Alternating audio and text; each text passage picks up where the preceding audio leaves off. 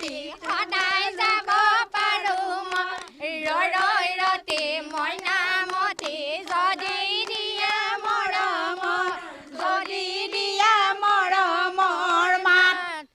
অতিকৈ চেনেহৰ বহাগৰ বিহু তাতোতকৈ চেনেহৰ মাকো তাতোতকৈ চেনেহৰ বহাগৰ বিহু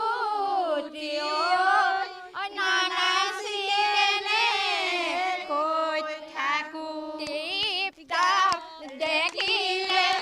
আহো বুলি নকবা মাজনী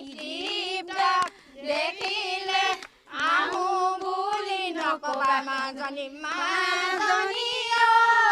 শুনেনো পানী পৰা ঘৰ সমাগত পঞ্চায়ত নিৰ্বাচনলৈ এতিয়া সকলো সাজু হৈছে গ্ৰামাঞ্চলৰ প্ৰত্যেকখন গ্ৰামাঞ্চলত আমি দেখিছোঁ পঞ্চায়ত নিৰ্বাচনৰ যি উৎসাহ উদ্দীপনাৰ প্ৰতিগৰাকী প্ৰাৰ্থীয়ে আচলতে ব্যক্তিগতভাৱে ভোটাৰৰ মন আকৰ্ষণ কৰিবলৈ তেওঁলোকে প্ৰচাৰ চলাইছে কেমেৰাপাৰ্চন জয়ন্ত ফুকনে দেখুৱাব ইতিমধ্যে গোলাঘাট জিলাৰ 5টা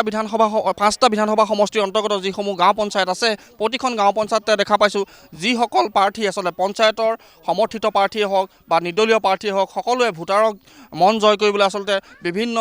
কাৰ্যপন্থা হাতত লৈছে পৰিৱেশটো দেখুৱাইছোঁ গোলাঘাটৰ ঢেকিয়ালৰ পৰা পৰিৱেশ আমি দেখুৱাইছোঁ এইগৰাকী প্ৰাৰ্থীয়ে আচলতে তেওঁ এইদৰে আচলতে ভোটাৰৰ মন জয় কৰিবলৈ পদূলিয়ে আচলতে শৰাই বা বঁটা লৈ তামোল পাণ লৈ তেওঁলোকক ভোট খুজিছে পৰিৱেশটো দেখুৱাইছোঁ আৰু তেওঁৰ লগত আমি কথা পাতিম তাৰ সমান্তৰালভাৱে কিছুমান কথা আমি ক'বই লাগিব কাৰণ গ্ৰামাঞ্চলৰ যিসমূহ প্ৰকৃত সমস্যা সেই সমস্যাসমূহ সমাধানৰ কাৰণে আচলতে প্ৰতিগৰাকী প্ৰাৰ্থীয়ে তেওঁলোকে আচলতে এইদৰে প্ৰচাৰ চলোৱা পৰিলক্ষিত হৈছে আমি প্ৰাৰ্থীগৰাকীৰ লগত কথা পাতিবলৈ যত্ন কৰিম তাৰ সমান্তৰালভাৱে পৰিৱেশটো সামগ্ৰিকভাৱে দেখুৱাইছোঁ তেওঁৰ পৰা পোনে পোনে জানিবলৈ চেষ্টা কৰিম আৰু তাৰ সমান্তৰালভাৱে এইদৰে গৃহস্থৰ ঘৰে ঘৰে আহি পেলাই তেওঁলোকে ভোটৰ বাবে তেওঁলোকে আবেদন কৰিছে বা ভোট বিচাৰিছে পৰিৱেশটো দেখুৱাইছোঁ তাৰ সমান্তৰালভাৱে প্ৰাৰ্থীগৰাকীৰ লগত কথা পাতিবলৈ যত্ন কৰিম বাইদেউ আপুনি আজি ৰাইজৰ পদূলিয়ে ভোটৰ বাবে এইদৰে আহিছে কি দলৰ হৈ উঠিছে বা আপুনি কি হয় মোৰ নাম তৃষ্ণা গোহাঁই শইকীয়া মই 3 নং ৱাৰ্ডৰ ৱাৰ্ড প্ৰাৰ্থী হিচাপে উঠিছোঁ এইবাৰ প্ৰথমে আহিছোঁ মই ৰাইজৰ সহযোগতে আহিছোঁ আৰু দল বুলিবলৈ আমাৰ নিৰ্দলীয় প্ৰাৰ্থী হিচাপে মই উঠিছোঁ এইবাৰ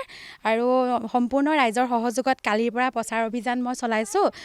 গাঁৱে ঘৰে গৈ প্ৰত্যেকৰ ঘৰতে সোমাইছোঁ প্ৰত্যেকৰ ঘৰতে ভোট বিচাৰিছোঁ প্ৰত্যেকে সহায় কৰিম বুলি কৈছে সেইকাৰণে মই নিজকে বহুত আনন্দিতও পাইছোঁ যে ৰাইজৰ সহযোগত মই আজি ইমানখিনিলৈ আগবাঢ়ি ৰাইজৰ কাৰণে ওলাই আহিব পাৰিছোঁ ৰাইজৰ কাৰণে কাম কৰিম বুলি ওলাই আহিছোঁ সেইকাৰণে মই নিজকে ধন্য ভাবিছোঁ আৰু সকলোকে ভাবিছোঁ মোকে জয়যুক্ত কৰিব বুলি সেয়াই সঁহাৰি কেনেকুৱা পাইছা সঁহাৰি মই এতিয়ালৈকে ভাল পাইছোঁ কাৰণ কিয়নো চবেই কৈছে ভালকৈ যে তুমি জিকিবা তুমি উঠিছা ভাল পাইছোঁ তোমাৰ কাৰণে আমি এনেকৈ সকলোৰে ঘৰত মানে পজিটিভলি মই এনচাৰ পাইছোঁ সেইকাৰণে মোৰ ভাল লাগিছে মই খুমটাই সমষ্টিৰ ঢেকিয়াল পঞ্চায়তৰ 3 নং ৱাৰ্ডৰ প্ৰাৰ্থী হিচাপে মই খেলিছোঁ নাই বিহু যোৱাই নাই বিহুৰ উন্মাদনাটো প্ৰতিগৰাকী অসমীয়া গাত আছে নাচোঁ বাৰু ইমান নহয় ৰ'বা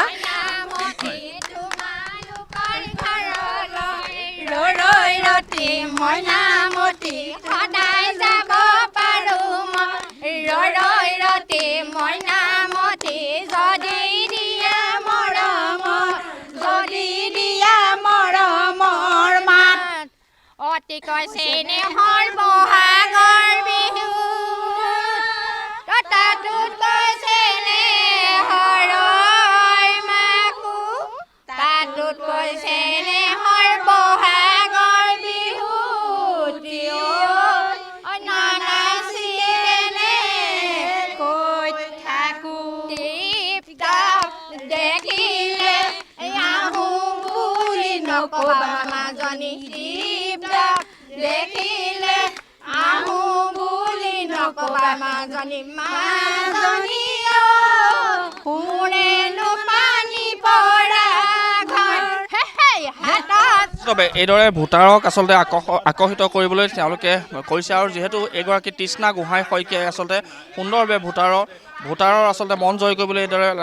তেওঁ উঠি পৰি লাগিছে আৰু যিহেতু পঞ্চায়ত নিৰ্বাচনত তেওঁ ৱাৰ্ড সদস্য হিচাপে এইবাৰ নিৰ্বাচনত অৱতীৰ্ণ হৈছে আৰু প্ৰতিখন পঞ্চায়ততে আমি দেখিছোঁ যিসকল প্ৰাৰ্থী সকলোৱে আচলতে ভোটাৰক মন জয় কৰাত আকৰ্ষিত কৰিবলৈ সকলোৱে প্ৰচেষ্টা অব্যাহত ৰাখিছে।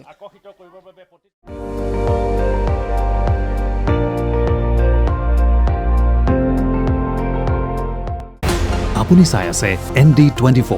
সৰ্বশ্ৰেষ্ঠ নহয় সৰ্বোত্তমৰ দৌৰ